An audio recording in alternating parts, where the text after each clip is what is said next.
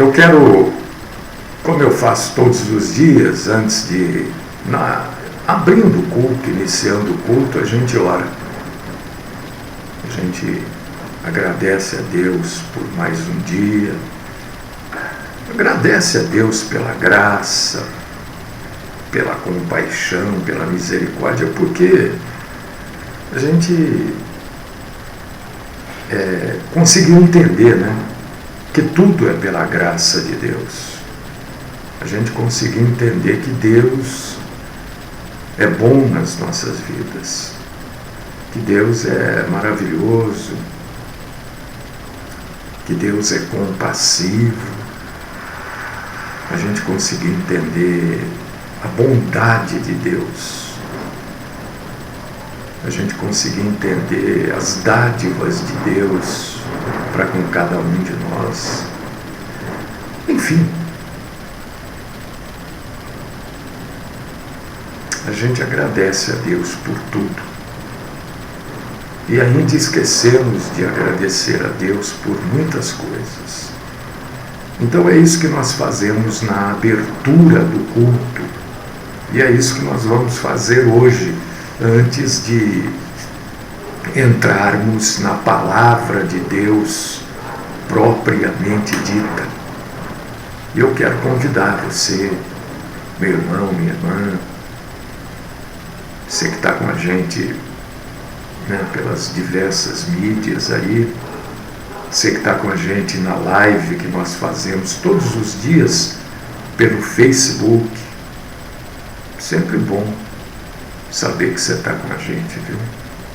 Sempre bom saber que estamos num grupo orando a Deus. E eu fico muito feliz em saber que você está por aí e vai orar junto comigo. Aquiete o seu coração, aquiete. Quando eu digo aquiete o seu coração, eu sei que você sabe, né? Mas nunca é demais a gente falar, aquiete a sua mente.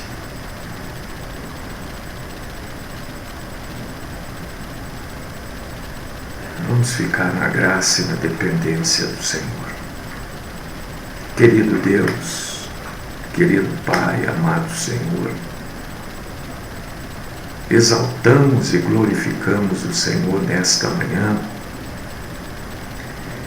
E o motivo de estarmos aqui é adorar o Senhor, prestarmos ao Senhor um culto de adoração, de honra, de glória, de louvor,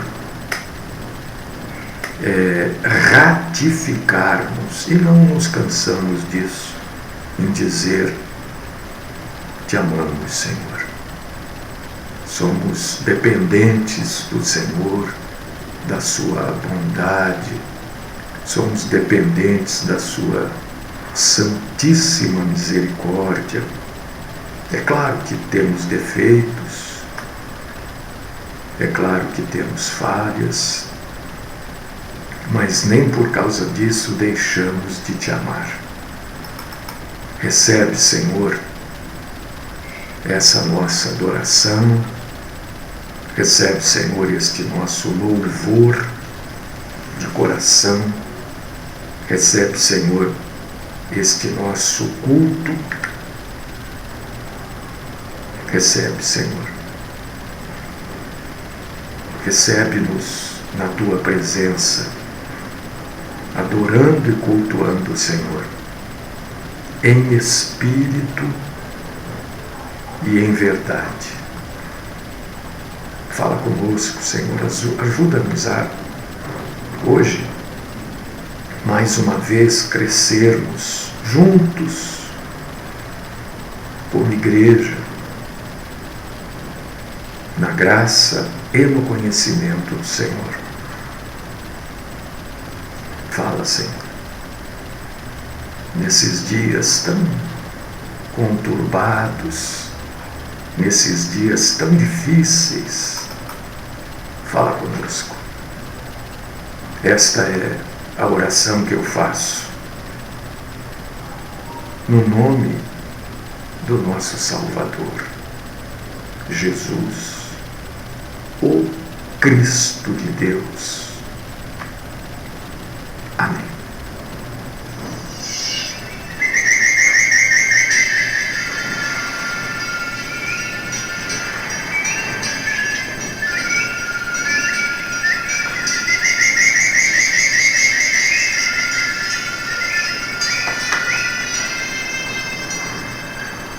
Amados irmãos, queridas irmãs,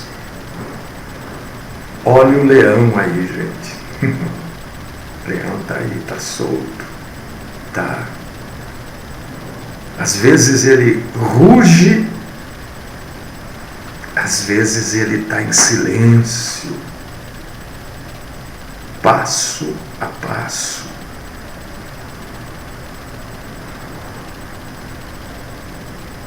Buscando a quem possa devorar.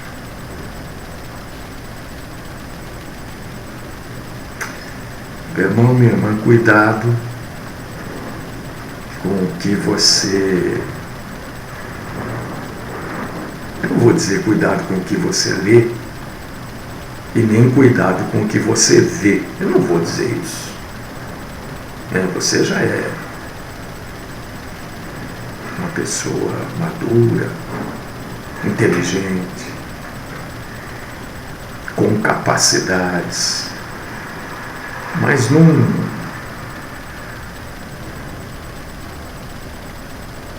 não se deixe levar, porque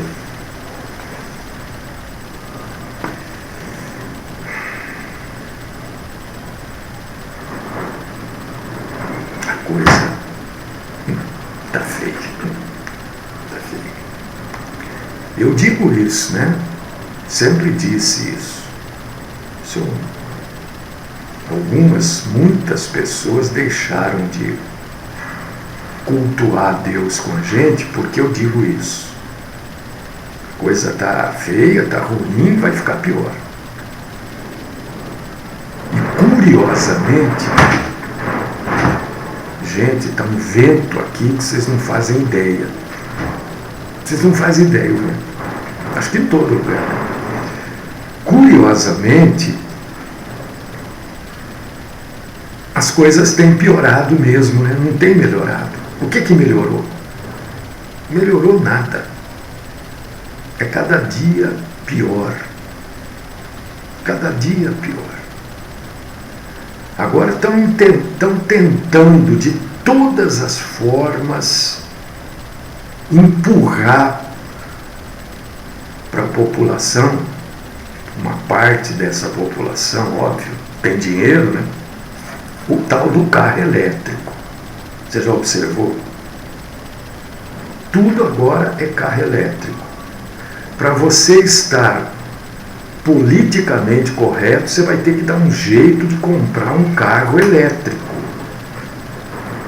Se você não tiver carro elétrico, você é um mau elemento, porque você está poluindo. Você já viu o preço de um carro elétrico? São coisas, né, que vão surgindo. E aí eu deixei aquela pergunta, né? Olha só, presta atenção. Carro elétrico, porque polui menos, isso, aquilo. Nós estamos numa crise hídrica. Né? A energia elétrica subiu e ó, a gente vai sentir a hora que receber a conta, hein? E quando tiver metade do que tem hoje, não vou falar de Brasil, não vou nem falar de mundo, eu vou falar de Brasil. Estou só trazendo esse alerta para você pode discordar, não tem problema. Mas pelo menos pense no assunto. Imagina quando tiver metade dos carros que existem hoje a combustão, quando esses carros forem a eletricidade. Como é que vai ser? Se hoje Nós já estamos numa crise hídrica e sobe a conta de luz assim, né? À vontade. Imagina que se monte carro elétrico. Como é que onde nós vamos parar? Né? Estou tentando ler o que o irmão escreveu aqui. Eu tirei na Bíblia que essas denominações saem abrindo portas por aí, fazendo prosélitos. Irmão, é isso mesmo, você está certo. É assim mesmo.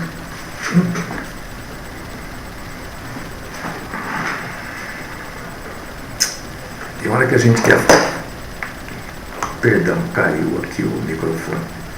Tem hora que a gente quer falar algumas coisas, mas se a gente falar, dá a impressão de que a gente está tripudiando. E de jeito nenhum. Não é tripudiar.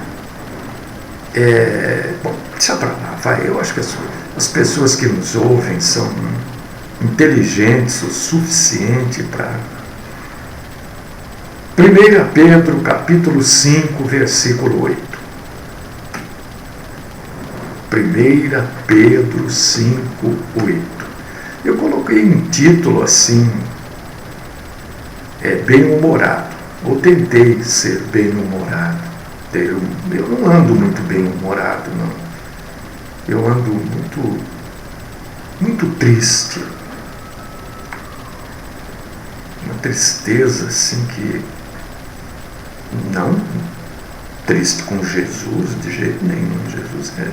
O Senhor Jesus é maravilhoso na minha vida, é bondoso, mas triste com coisas que acontecem na vida da gente. E coisas que... Algumas coisas são naturais, outras são relaxo mesmo. E entristece a gente. Então, há muito tempo eu ando triste com isso. Coisas da minha vida. Coisas de ordem particular.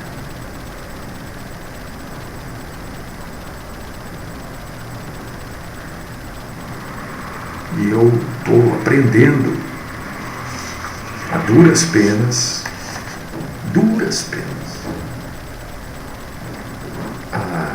como aprendeu o apóstolo Paulo a conviver com os espinhos na carne.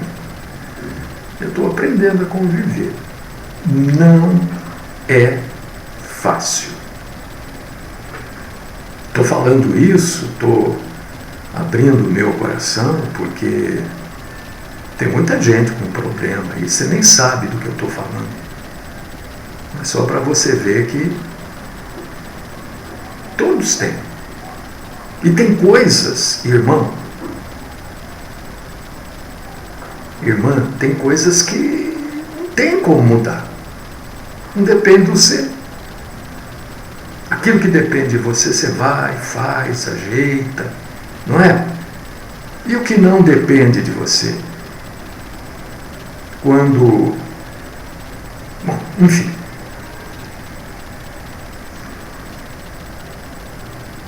O Senhor falou assim para Paulo, que eu não estou me comparando a Paulo. Meu problema não é nada. Também não sei qual era o espinho na carne de Paulo. Talvez fosse o mesmo problema que eu estou tendo, eu não sei. Ou talvez fosse o problema que você está tendo. Você não sabe, porque a gente não sabe qual era o espinho na carne de Paulo. Ninguém sabe. Um fala que era isso, outro fala que era aquilo, mas a Bíblia não fala qual era. Então, se a Bíblia não fala, a gente pode imaginar, mas não pode afirmar. Né? Então vamos seguir aquilo que nosso Senhor falou para Paulo. A minha graça te basta. Acabou. E vamos. Tem dia que a gente está mais assim, tem dia que a gente está meio derrubado.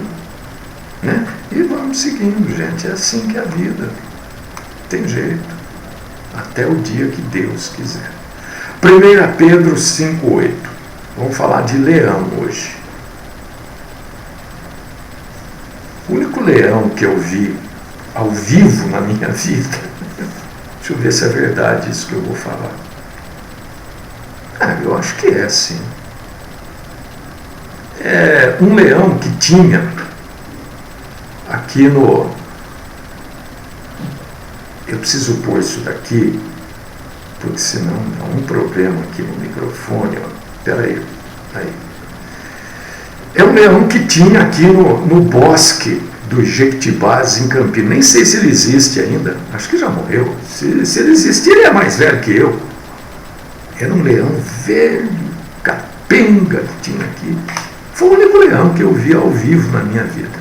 Mas era um animal muito bonito. E Pedro, na sua primeira carta, capítulo 5, versículo 8, ele escreve assim: sede sóbrios, vigiai, porque o diabo, ele é muito claro, você vê que ele abre o jogo, ele não fica com o inimigo, não, ele já vai no ponto. O diabo, vosso adversário, anda em derredor, bramando como leão, buscando a quem possa tragar. Esta passagem bíblica, nela Pedro compara Satã, o diabo, o inimigo do ser humano, a um leão que rosna e devora. E eu quero trazer para você algumas semelhanças entre... Você vê que Pedro foi de uma sabedoria divina, né? Ali, inspirado pelo Espírito Santo, né? Ele traz... Ele fala do leão e a gente vai ver algumas semelhanças que existem entre o leão e o diabo e o leão. E você tem, assim como eu, ficar atento, porque essas coisas que a gente passa, minha irmã, meu irmão, estava falando, né, da minha tristeza, às vezes, tal. Essas coisas que a gente passa não podem tirar da gente a sobriedade. Nós precisamos ser sóbrios. Essas coisas que a gente passa no nosso dia a dia, na nossa vida, coisas que entristecem, coisas que às vezes levam a gente a fazer coisas que depois a gente pode se arrepender.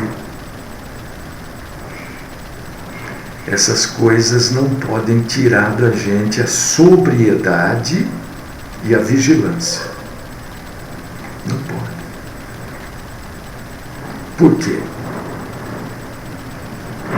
Porque Satanás, o diabo, primeiro que ele existe, tá? Existe. Você acha que ele não existe? Tem gente que não acredita nele, né? Mas ele existe. Você acredite ou não, que ele exista, não acreditar nele, né? Não é eu creio no diabo, não, eu não creio no diabo, eu sei que ele existe. Eu creio que ele exista, não eu creio no diabo. E ele age exatamente como um leão, por causa disso que Pedro comparou. O diabo, assim como o leão, ataca a sua vítima quando ela menos espera. Satanás faz a mesma coisa. E igualzinho. Oh, meu Deus, estou falando aqui, eu estou pensando nas minhas coisas aqui. Eu vou falando e vem vindo situações na minha mente, né? Ele é rápido, ele é silencioso, e os ataques do leão são mortais. Quando a pessoa percebe que ela foi atacada por um leão, já é tarde demais.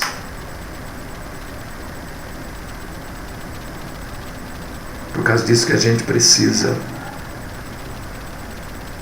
conhecer a palavra de Deus. Porque a palavra de Deus, ela nos alerta dos perigos ao redor. A palavra de Deus não nos impede de nada. Deus também não nos impede de nada. Mas nos alerta. Porque se você conhece a palavra, você está sempre alerta a essas armadilhas que Satanás, assim como o leão, prepara para as suas vítimas. E a possibilidade de escapar dessas armadilhas é grande, quando a gente conhece a palavra de Deus. O que nos ajuda a não ser atacado pelo diabo? A palavra. Não é que conhecendo a palavra, não. Conhecendo a palavra você pode não ceder aos ataques do diabo. Porque ele ataca quando menos se espera. Uma outra semelhança entre Satã e o leão é a seguinte: você já deve ter visto documentários aí na televisão, né? Dos ataques. Você vê que a leoa, por exemplo, ela vai para e passo. Você já viu esses documentários? Parece que ela vai assim, com uma mão, com um pé, com um pé, com uma mão, mas num silêncio, porque ela ataca de mansinho.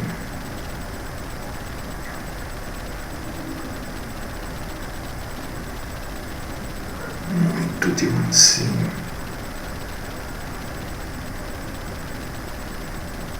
Parece que está tudo bem. Parece que não vai acontecer nada. Parece que não tem outro jeito. Eu vou ter que fazer isso mesmo, não tem jeito. Mas a gente não pode esquecer que qualquer pecado praticado, ele tem um preço, que às vezes eu chamo de consequência. Qualquer pecado. E o leão, que Pedro compara com Satanás, né? Satanás é comparado com o leão, ele vem de mansinho, assim como o pecado. Na surdina, como diz o irmão Sebastião aqui. Você já deve ter visto nesses documentários que o leão ataca praticamente todos os animais. Ele não gosta deste animal ou daquele animal. Ele ataca tudo. Ele pode comer uma ave, ele pode comer um crocodilo, e ele pode comer uma girafa. Ele ataca qualquer animal. Isso quer dizer o quê? Que como Satanás é comparado com o leão, né? Satanás também não escolhe. Ele ataca qualquer um. É homem, é mulher, é cristão, é isso, não é? Não importa o que o sujeito faz ou o que ele é. ele está na mira de Satã.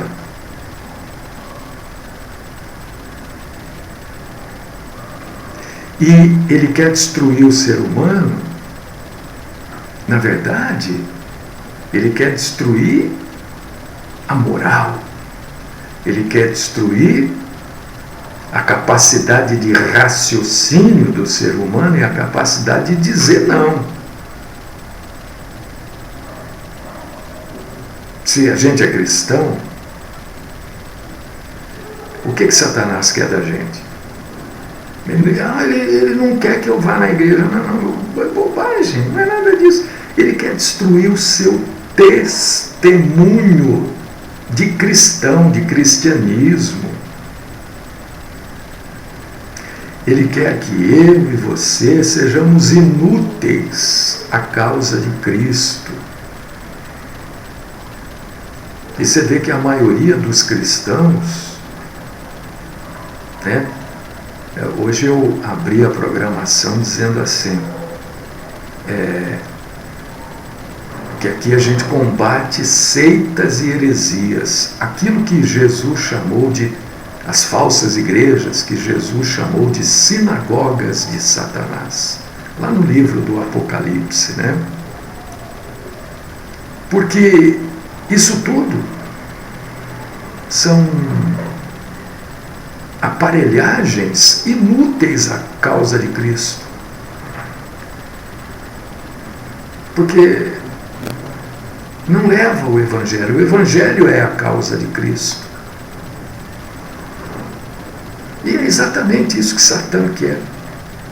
Então, quando eu ouço às vezes irmãs, né? Normalmente são as irmãs que falam isso, Satanás me impediu de ir na igreja. Não impediu nada. Não foi Satanás, não. Eu acho que foi o próprio Deus que te impediu mesmo, porque essa igreja é inútil à causa de Cristo. Ele quer mais é que você vá lá mesmo. Ele quer mais é que você aprenda aquele monte de bobagem, aquele monte de mentira. Porque assim como o leão, ele ataca, o leão ataca qualquer animal. Se ele tiver com fome, ele vai comer até um pardal. Um só não, vai comer vários, né?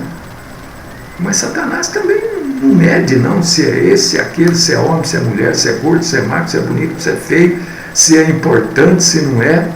Ele quer destruir, ele quer que as pessoas sejam inúteis à causa de Cristo. E a gente tem esses problemas que eu estava dizendo. Olha, acho que eu estou pregando para mim hoje, viu? Para a gente ser inútil mesmo à causa de Cristo. Porque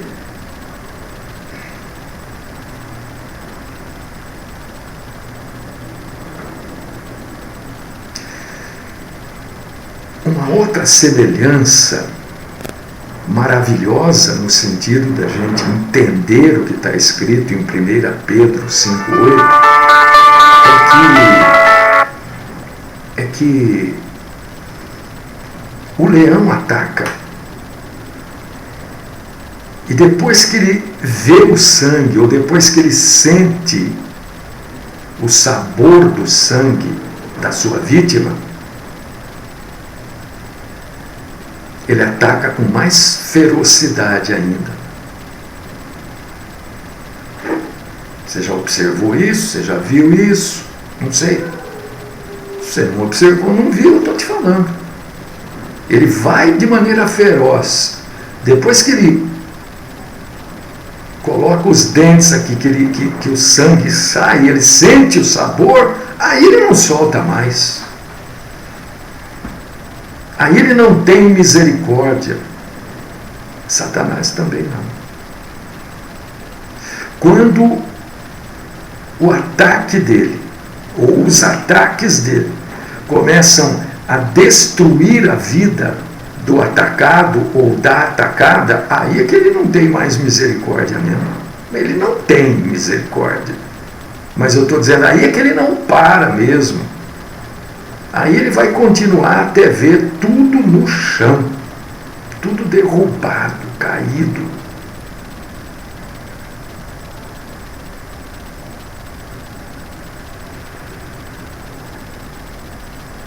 Do mesmo jeito que o leão, quando sente o sabor do sangue, não para. Ele, quando ele vê que ele está conseguindo, que a pessoa está em função disso ou em função daquilo, se entregando,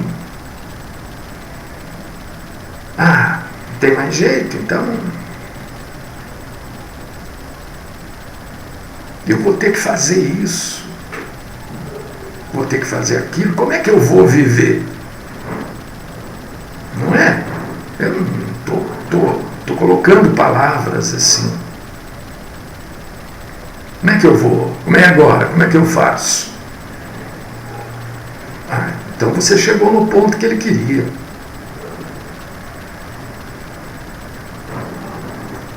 Porque tem coisas, eu não sei, tem coisas que não tem pensamentos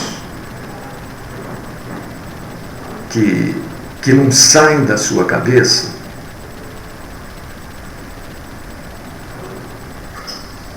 Não saem. Vez por outra, aquilo está lá, martelando. Você fala, meu Deus do céu.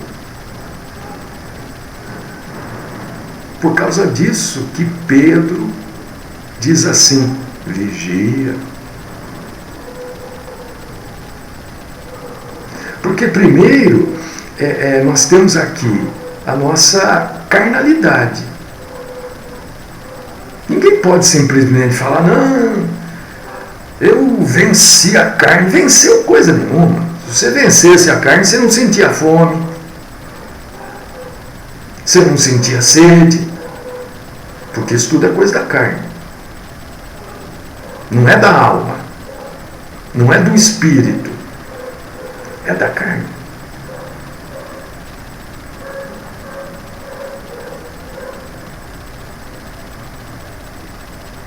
Então, aquelas coisas ficam martelando. Oh, meu Deus.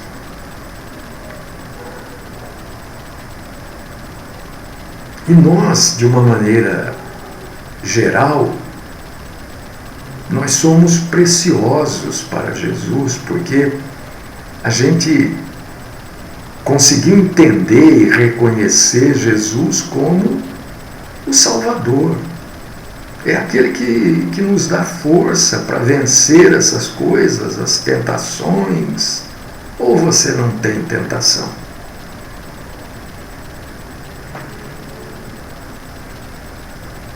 Tentação de todas as formas, de todas as maneiras. O leão é perigosíssimo, porque ele nunca perde o instinto. O instinto pode estar domado, mas não perdido.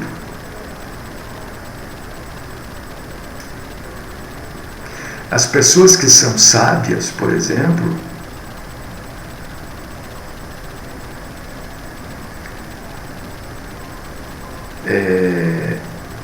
elas não vão enfiar a mão dentro de uma jaula de leão. Vou fazer um carinho no leão aqui. Vou mexer na juba do leão. Não vai fazer isso, né? A gente também não vai. Eu vou ceder só um pouquinho a isso. Não existe ceder um pouquinho a isso ou aquilo. Assim como uma pessoa normal não vai enfiar a mão dentro da jaula de um leão para acariciar a juba do leão, uma pessoa normal, sábia, dentro das coisas do nosso Senhor,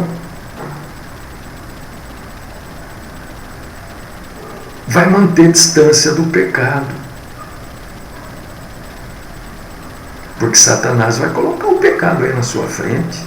Ou você vai ficar pensando nele, desejando.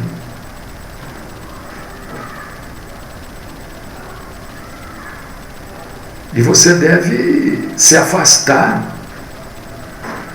de lugares onde o pecado prevaleça.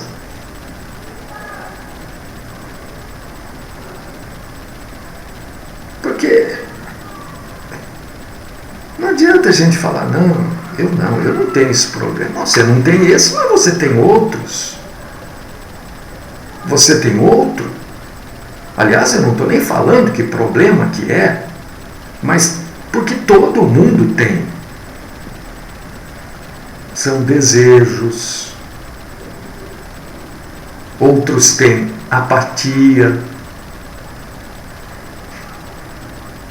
Um é tão perigoso quanto o outro. Se você cede a um desejo, você pode pecar. Se você cede à apatia, você peca e pode levar alguém a pecar. Você está entendendo? Meu irmão, minha irmã, se você não estiver entendendo e você estiver ao vivo aí com a gente pelo Facebook, pode dizer, não estou entendendo. Eu vou tentar ser mais claro. Mas quem não tem desejo? Quem não tem desejo? Qual era o espinho na carne de Paulo? Era um desejo? Que tipo de desejo? Nós não sabemos. O espinho na carne era porque Paulo tinha uma visão ruim. Eu não sei. A Bíblia não fala. Pode ser qualquer coisa. Talvez você não tenha, talvez você seja assim, uma pessoa mais, mas você é tão assim que você cai no campo da apatia, daquela coisa assim que não tem vontade de nada, sabe? Se derem 2 tartarugas para você tomar conta, uma foge e a outra fica grávida. Você está me entendendo?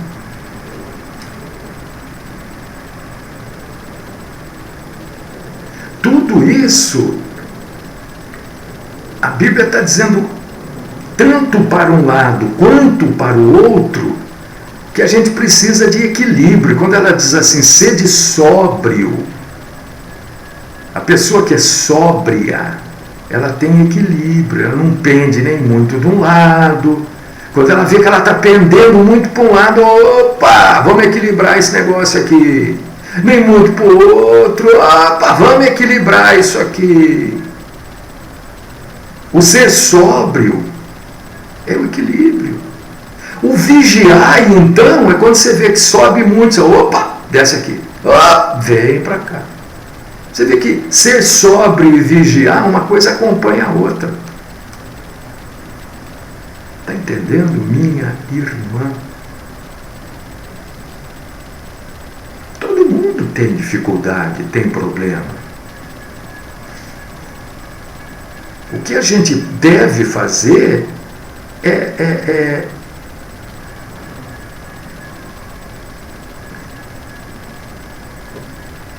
ser sóbrio e vigiar.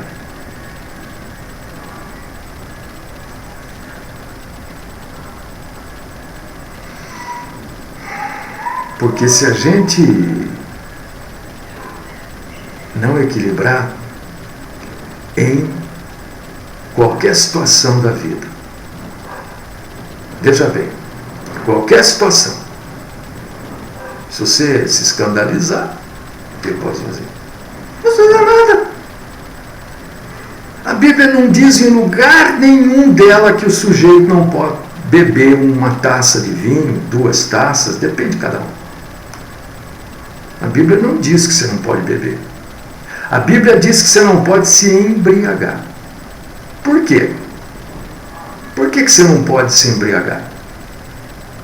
Porque vai fazer mal para o fígado. Não é por causa disso. Porque quando você está embriagado, você perde o controle.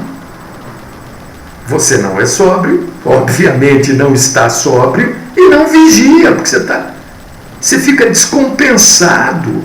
É por causa disso. Você pode fazer uma bobagem, e quantas bobagens acontecem quando a pessoa se embriaga. A Bíblia não está dizendo... O sujeito me mandou um vídeo, acho que foi ontem, um pregador aí falando que a cerveja é a urina do diabo. Aquelas coisas, né? Olha, você vê, o xixi é amarelo, a cerveja também é amarelo. Quando você faz xixi, fica espuma em cima. Uma bobagem, uma bobagem. Então, quando você toma cerveja, você toma a urina do capeta. Ah, meu Deus do céu. Não é. Quando você toma cerveja, desregradamente, tem gente que toma cerveja todo dia porque não consegue ficar sem, aí já é outro problema. Mas estou falando numa festa, numa reunião, num domingo de um calor, tomar um copo de cerveja, uma latinha. Você quer? Você não vai deixar de ser cristão, nem vai estar pecando por isso. Agora, se você tomar meia dúzia de cervejas, descompensou. Você deixou de estar sóbrio. Você pode fazer uma bobagem. Algo desse tamanhinho pode ficar enorme. Porque você, alcoolizado, não tem condição de equilibrar. A própria bebida desequilibra. Você vê que as pessoas que bebem muito andam cambaleando. O próprio Isaías falou que a terra vai cambalear como um bêbado. É lógico, o sujeito que bebeu demais anda cambaleando. Ele não equilibra.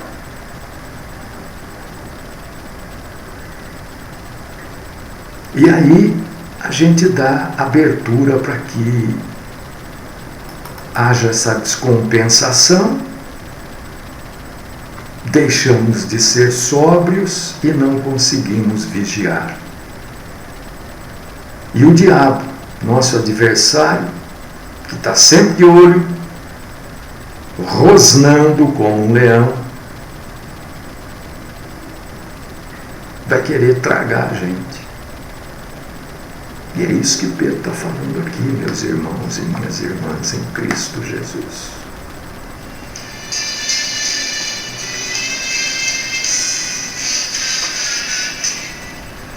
Se você não tem, olha, se você é daqueles ou daquelas que não...